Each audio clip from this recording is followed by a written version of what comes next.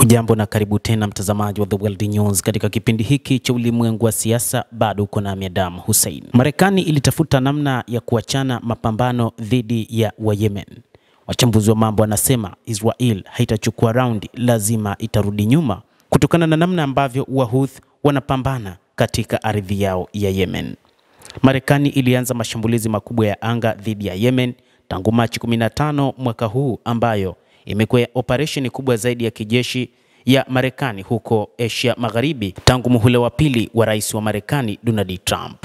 Jeshi la wanamaji la Marekani na jeshi la anga limeshambulia maeneo tofauti ya Yemen zaidi ya mara 1000, lakini bila kupata mafanikio makubwa, kulingana na shirika la habari la serikali la Iran. Katika mashambulizi hayo, Wamarekani wametumia wabebaji wa makombora pamoja na ndege, hasa meli za Harry S. Truman pamoja na meli ya pili ya Carl Vinson ambazo zimetumika kubebea ndege zao za mapambano. Marekani hata hivyo ilitumia mabomu ya kimkakati ya B-2 na mabomu ya tani 14 Bu-57 katika mashambulizi haya. Walakini mabomu haya hayakufanikiwa dhidi ya malengo ya chini ya ardhi ya Wayemen, na Wayemen waliweza kujenga tena njia ya kuingia na kutoka kwenye vichuguu vilivyopigwa na mabomu hayo. Kwa hivyo mabomu haya yalishindwa kutoa matokeo yaliyotarajiwa, na Wamarekani walielewa kuwa wana kazi ngumu sana ya kuharibu uwezo wa kijeshi wa Wayemen. Kuendelea kushindwa na kuongezeka kwa hasara ya kijeshi ya Marekani, ikiwa ni pamoja na kuangushwa kwa ndege kadhaa za F-18 na makumi ya ndege zisizokuwa na rubani, pamoja na uwezekano wa kuwapiga wapiganaji wa hali ya juu ndege za F-35. Yemen ililazimisha ikulu ya White House kubadili ghafla msimamo wake na kutangaza kusitisha mapigano na wapiganaji wa Kihouthi wa Yemen. Wakati huu Israel, baada ya kuona namna ambavyo Marekani imeamua kusitisha mapigano dhidi ya wapiganaji hao wa Kihouthi wa Yemen, ikaamua kuingia vitani yenyewe. Rais wa Marekani alisimamisha operesheni ya kijeshi dhidi ya Yemen mnamo Mei 8. Habari kupitia NBC News ziliripoti kuwa operesheni hii iligharimu zaidi ya dola bilioni 1 kwa Marekani tangu mwezi Machi, ikiwa ni pamoja na maelfu ya mabomu na makombora yaliyorushwa huko nchini Yemen. New York Times pia iliripoti katika makala yake yenye kichwa cha habari, kwa nini Trump alitangaza ghafla ushindi dhidi ya wanamgambo wa Houthi, iliashiria sababu za kusimamishwa ghafla kwa mashambulizi ya Marekani dhidi wa Yemen.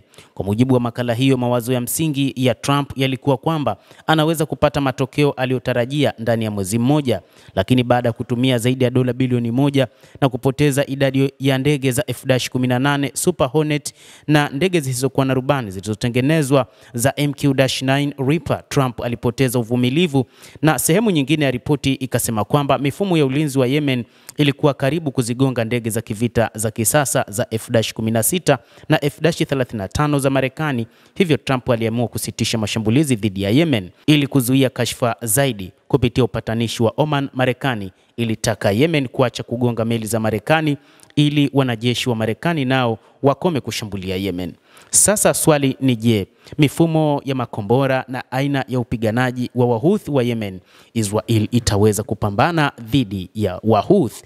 Ni moja kati ya swali muhimu ambalo wakati huu wengi wamekuwa wakiulizana. Ikumbukwe miongoni mwa makombora mengi wanayotumia Israel yametoka nchini Marekani, lakini pia na hata ndege zisizokuwa na rubani, lakini pia na aina mbalimbali za silaha ambazo Israel kupitia jeshi lake la IDF imekuwa ikitumia. Kadhalika mifumo ya anga, hasa mfumo wa THAAD ulitoka nchini Marekani, lakini pia hata mfumo wa Iron Dome ambao ulishambuliwa sana wakati wa makombora ya Iran, lakini pia baadaye Wahouthi nao walipoanzisha mashambulizi yao, ilionekana mfumo huo haukuweza kuzuia makombora hayo. Hii ilikuja kusababisha utawala wa sasa wa rais wa Marekani Donald Trump kuamua kuchukua mifumo hiyo ya kuzuia makombora ama mifumo ya ulinzi wa anga ya Iron Dome kwenda kufanyiwa maboresho nchini Marekani. Hii pia nayo wachambuzi wa mambo wanasema kwamba huenda ikaifanya Israel ikaja kupoteza vibaya dhidi ya Wahouthi. Wakati huu wanashambulia katika maeneo ya bandari za Hudeida na maeneo mengine huko nchini Yemen, huku Wahouthi wakishambulia viwanja vya ndege ikiwa ni pamoja na ule wa Ben Gurion, lakini pia inadaiwa Israel wakati huu inapata hasara kubwa.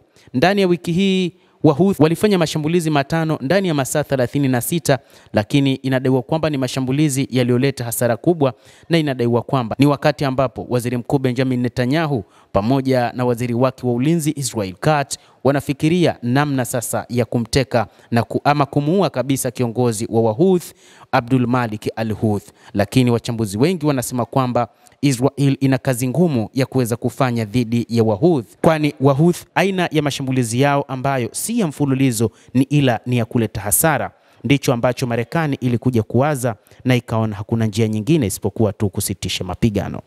Mtazamaji wa The World News, endelea kuwa nasi wakati wote, na usisahau kulike, kucomment na kusubscribe channel yetu hii. Naitwa Adam Hussein.